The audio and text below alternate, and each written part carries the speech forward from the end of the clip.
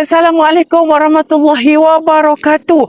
Hari ini kita akan membincangkan filem Rock Bro, iaitu Rock Bro merupakan sebuah filem di mana komedi drama muzik Malaysia daripada arahan Mamat Khalid yang ditayangkan pada 2016.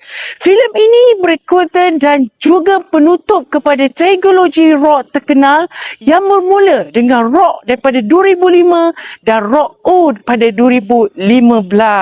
Rock Bro mengisahkan perjalanan jatuh bangun kumpulan rock legenda fiksyen iaitu Rimba Bara daripada sudut pandang pemain bas mereka. Filem ini bukan sahaja memaparkan perjuangan malah anak muda dalam mengejar impian muzik, tetapi turut menggambarkan realiti kehidupan masyarakat Malaysia pada era 1980-an dan 1990-an dengan latar suasana kampung, budaya yang berbeza kaum serta pengaruh muzik rock yang kuat.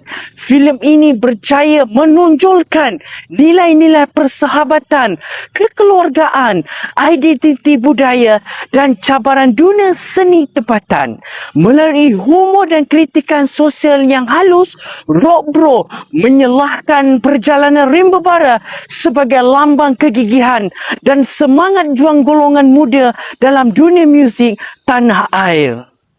Hai, Assalamualaikum. Hari ini saya akan menerangkan tentang pengaruh etika dan peradaban yang terdapat dalam cerita Rock Bro. Okey, filem Rock Bro memaparkan tentang bagaimana budaya dan etika barat, khususnya budaya rock yang mempengaruhi gaya hidup serta pemikiran masyarakat. Pengaruh tersebut dapat dilihat melalui penampilan watak-watak seperti ada yang berambut panjang dan pakaian rock mereka yang ala-ala seperti orang barat, yang membentuk identiti subculture anak muda. Selain itu, nilai kebebasan yang bersuara, keberanian, mengekspresikan diri dan semangat dalam mengejar impian.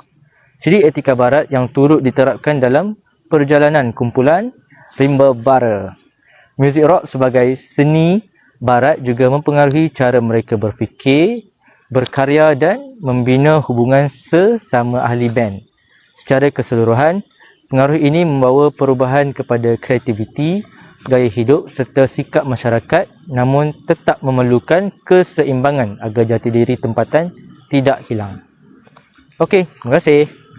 Sisi pertama yang menyentuh elemen kekeluargaan dalam filem Rock Bro. Yang pertama ialah kasih sayang antara ahli keluarga. Filem ini memaparkan hubungan kekeluargaan yang rapat walaupun wujud konflik dan perbezaan pandangan. Kasih sayang tetap menjadi asas dalam setiap keputusan yang dibuat dan oleh watak-watak. Contohnya, Joe menerima sokongan daripada keluarga walaupun minatnya terhadap muzik rock sering dianggap tidak menjamin masa depan. Namun, keluarganya tetap mengambil berat terhadap kebajikan dan keselamatan. Isi yang ketiga ialah pengorbanan ibu bapa. Filem ini menggambarkan pengorbanan ibu bapa yang sanggup bekerja keras dan memastikan anak-anak mereka dapat menjalani kehidupan yang lebih baik. Contohnya, Ibu Jo digambarkan sebagai seorang yang tabah. Okay, untuk isi yang ketiga yang menyentuh dalam subjek etika dan peradaban ialah dalam filem Rock Bro menyentuh tentang kesenian dan budaya tempatan. Jadi kesenian dan budaya tempatan yang terdapat dalam filem Rock Bro adalah menekankan bahasa pasar. Bahasa pasar iaitu penggunaan bahasa pasar. Apa yang kita tahu tentang bahasa pasar ialah bahasa yang sering dipertuturkan oleh masyarakat pada zaman kini dan masyarakat pada zaman dahulu. Jadi apabila kita tengok dalam filem Rock Bro, penggunaan bahasa pasar seringkali digunakan oleh watak-watak. Contohnya dalam menggambarkan sesuatu emosi, menggambarkan sesuatu perasaan dan sering digunakan dalam setiap situasi. Jadi penggunaan bahasa pasar juga dapat dikaitkan dengan budaya tempatan yang terdapat dalam filem Rock Bro. Secara keseluruhannya, filem Rock Bro ini adalah merupakan sebuah karya yang bukan sahaja menghiburkan, malah juga kaya dengan unsur-unsur budaya, nilai-nilai budaya dan juga menceritakan tentang semangat seorang anak muda dalam berjuang untuk berjaya dalam dunia muzik. Filem ini menutup kisah Rimba Bara dengan mendedahkan tentang cerita sebenar dari sudut pandang Jijo. Dan seterusnya melengkapkan trilogi rock yang sama ini menjadi identiti karya Muhammad Khalid. Filem ini bukan sahaja kelakar, malah juga melalui gabungan unsur nostalgia dan emosi.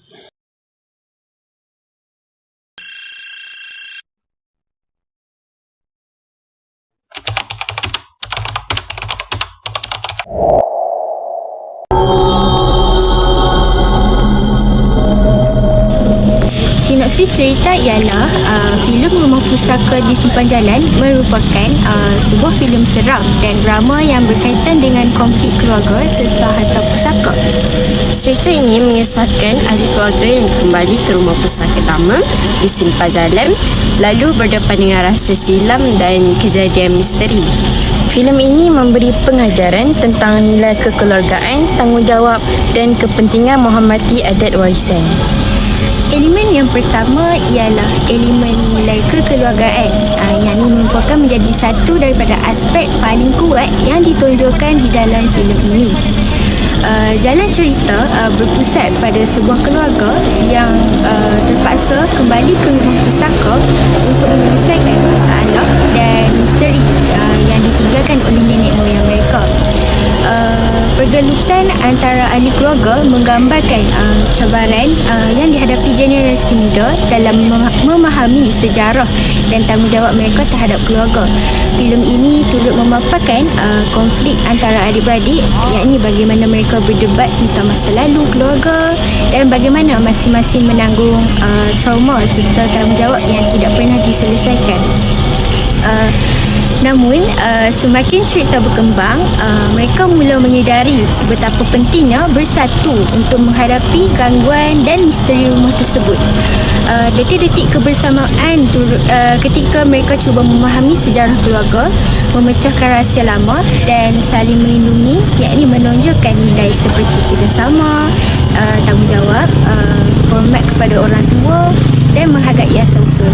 Filem ini membawa mesej bahawa hubungan keluarga adalah penting utama dalam menghadapi cabaran dan warisan keluarga, baik yakni positif ataupun negatif. Bergantang-gantang apa tahu? Sejarah.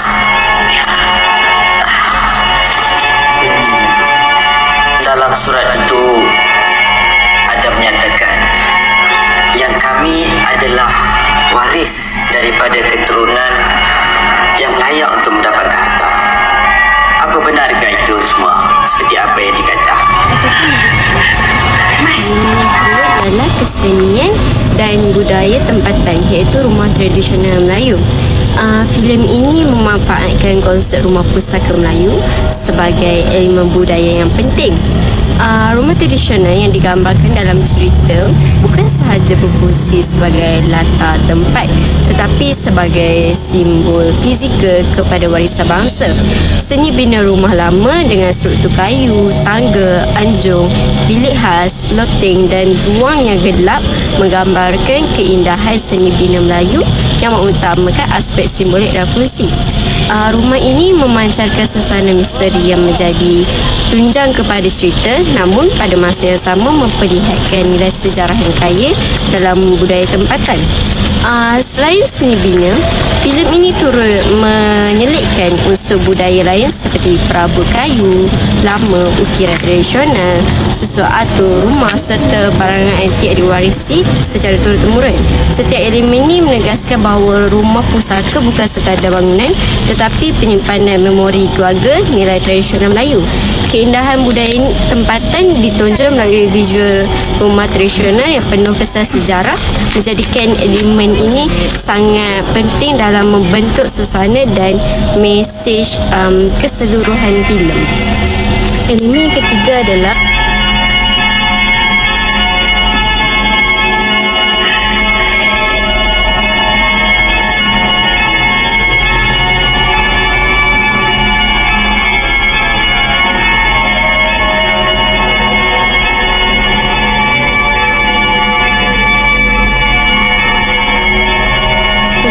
filem. Elemen yang ketiga adalah adat dan pantang larang. Dalam filem Rumah Pusaka di Simpang Jalan, adat pantang larang masyarakat Melayu digambarkan sebagai elemen yang teras menggerakkan keseluruhan konflik. Rumah pusaka yang diwarisi turun-temurun bukan sekadar bangunan lama, tetapi mewakili simbol warisan keluarga yang syarat dengan sejarah dan kepercayaan tradisional. Masyarakat Melayu sangat menekankan adab ketika berada di rumah pusaka, terutama apabila ia dikaitkan dengan roh penjaga atau penunggu yang melindungi ruang tersebut. Filem ini memperlihatkan bagaimana generasi muda ini kembali ke rumah lama dan tidak memahami serta menghormati pantang larang yang telah ditetapkan oleh nenek moyang mereka. Antara pantang larang yang diketengahkan termasuklah larangan memasuki bilik tertentu, membuka barang-barang lama tanpa izin, serta larangan berada di kawasan rumah pada waktu malam, khususnya selepas maghrib. Pelanggaran kepada pantang larang inilah yang mencetuskan gangguan-gangguan mistik, sekaligus menunjukkan bahawa dalam kepercayaan Melayu, setiap orang mempunyai adab yang perlu dijaga. Filem ini menekankan bahawa mengabaikan adat boleh membawa akibat buruk dan generasi moden perlu memahami nilai tradisi sebagai sebahagian daripada identiti budaya mereka.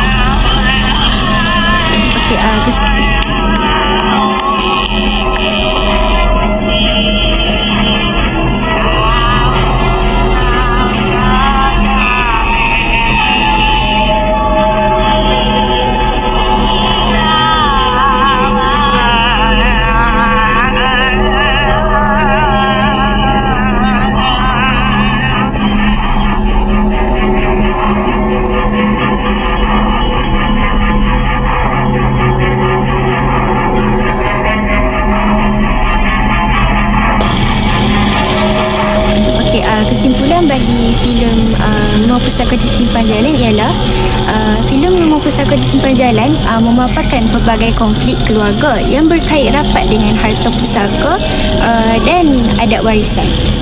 Melalui unsur seram dan kejadian misteri, filem ini memberi peringatan tentang akibat sikap tamak serta pengabaian nilai kekeluargaan. Kesimpulannya, filem ini bukan sahaja menghiburkan, malah menyampaikan pengajaran penting tentang tanggungjawab, menghormati dan menjaga hubungan kekeluargaan. Sekian, terima kasih.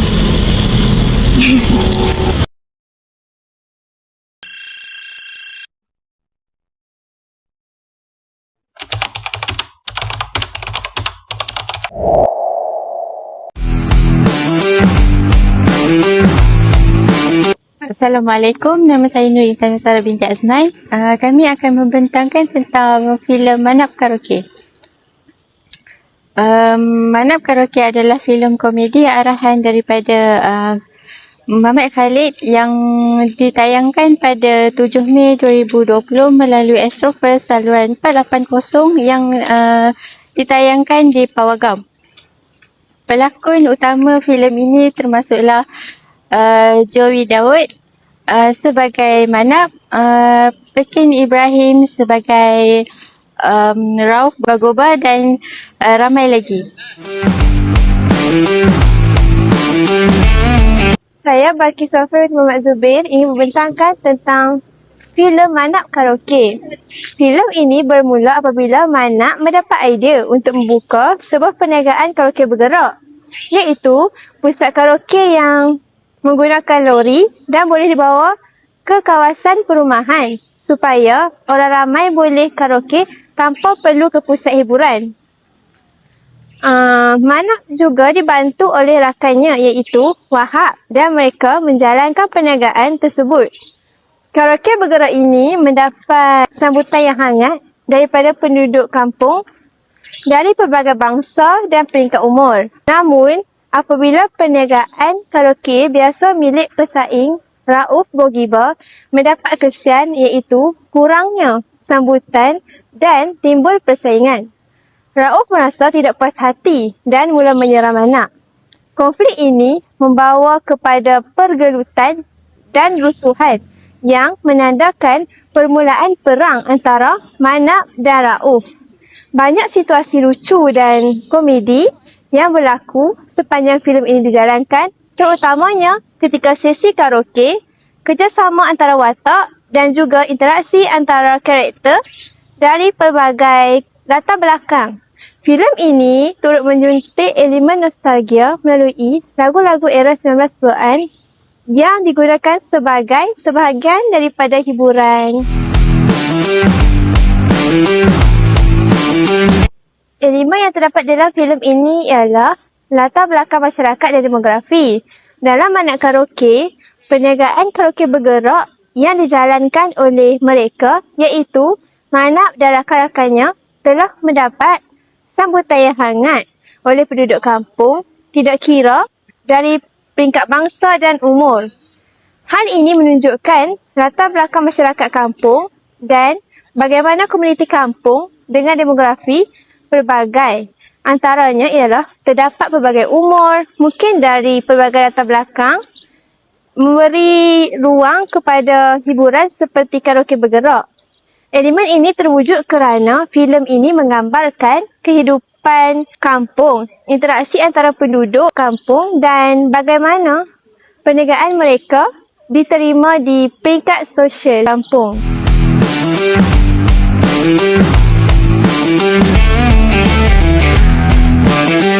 Saya Intan Anur Syazlin ingin membentangkan elemen yang kedua iaitu kesenian dan budaya tempatan. Dalam Manap karaoke ditujukan sebagai salah satu bentuk hiburan utama orang kampung. Hal ini memang sebahagian daripada budaya mereka iaitu pada era 1990-an, selalunya mereka menggunakan karaoke sebagai pusat hiburan mereka. Filem ini pun menggunakan banyak lagu-lagu lama sebagai elemen nostalgia dan filem ini menunjukkan suasana dan budaya orang kampung. Itu macam mana mereka berkumpul, berhibur dan membina hubungan kekeluargaan. Semua ini menggambarkan budaya tempatan yang dekat dengan kehidupan masyarakat. Jadi, elemen karaoke lagu-lagu 90-an ini dan suasana kampung dalam filem ini memang sesuai dikaitkan dengan kesenian dan budaya tempatan dalam filem ini. Itu saja.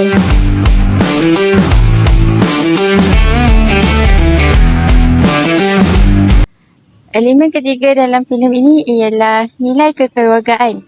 Filem ini menggambarkan sesuai untuk ditonton seisi keluarga. Hal ini kerana aktiviti karaoke ini menjadi hiburan untuk penduduk kampung. Hal ini menggambarkan nilai-nilai kekeluargaan dan persaudaraan. Filem ini bukan sahaja menunjukkan hiburan semata-mata tetapi ada mesej yang positif yang disampaikan untuk mengeratkan hubungan sosial dalam masyarakat.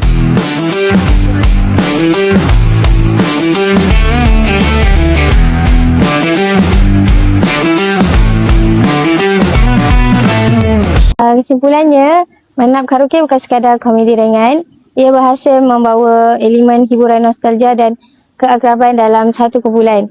Konflik antara Manap dan Rauf menyuntik elemen dramatik dan persaingan tetapi di sebalik itu tetap disulam dengan lawa jenaka, muzik dan suasana kampung. Hal ini menggambarkan lagi bahawa keseronokan yang mereka alami walaupun sederhana tetapi ada semangat keusahawanan yang mampu menyatukan penduduk kampung walaupun dalam keadaan yang sukar.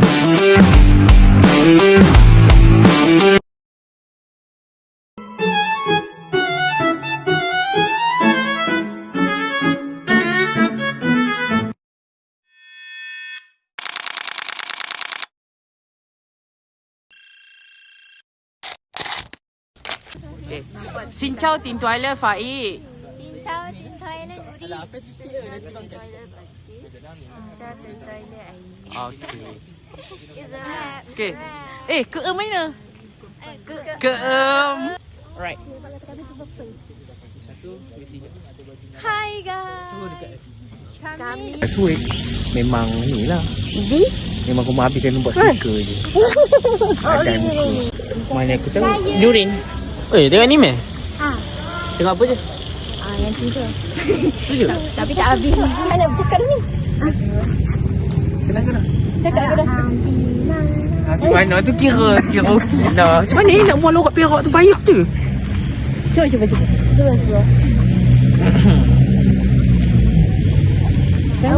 Ada tak ayat yang senang nak cakap apa? Cakap apa? Ha. Okey, cepat. Nak cakap apa? Okey, assalamualaikum. Okey, lagi satu. Perkenalkan diri Vietnam tu. Okey. Ha. 1, 2, 3. Xin chào tin tôi là Faik. Oh, itu? Cakap di sini tin tôi. Okey. Ha, okey. Tujuh. Tapi tak habis. Mana Muhammad Allah tu?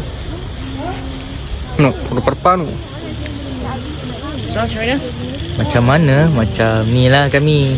Esok nak hantar baru hari ni kami nak buat. Ya, itu dia. Perangai last minute. Notis? Kami tim Paranormal. Dah. Cukup. Kami nak Yang ini? tentang filem. Ini ori sik. Ni ori kuang. Ori. Kedah ori. Ori Kedah. Oh. Ni duduk Semanggul. Orang Semang. Saya Ori Kelantan. Dia baik. Xin chào tin tôi là Faik. Ni. Kedah. Nak Azri? Hai. Sisa Sifala Hazri. Dekat lagi. Macam nak tembak orang. Dah lah tu, bila kita nak ni? Bila kita nak startnya hobi ni? Oh, dah. Okey. Ni sikit Syakir. Bukan Syafiq lah. Syakir merupakan seorang asal-usulnya di bumi Kelantan, iaitu apa tu mini Serambi Mekah ke Serambi Mekah? Apa dia? Wah, bumi Serambi Mekah. AKA Kelantan. Ini Aini. Ya saya. Aini dia banyak crush. Astagfirullah. Tapi dia tak nak bagi tahu. Tak boleh lah sebab bukan kita punya. Okey, it's okay, tak apa. Yen macam Yen? Adakah Yen banyak crush? Dah ada satu di dalam hati. Bagus. Ni jujur, ada? Tak ada.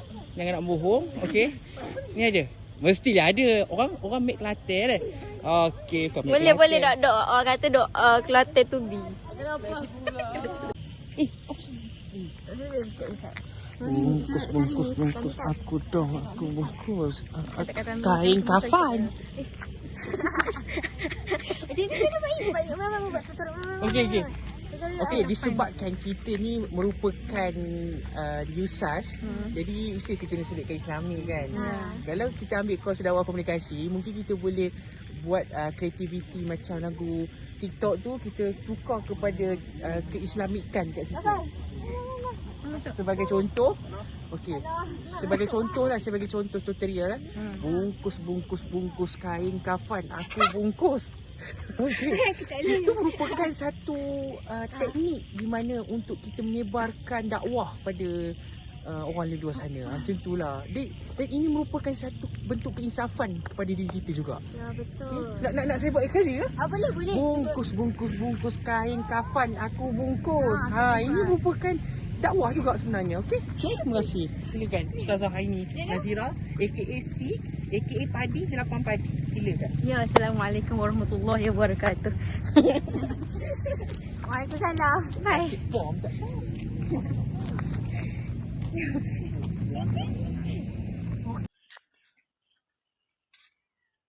Berapa minit?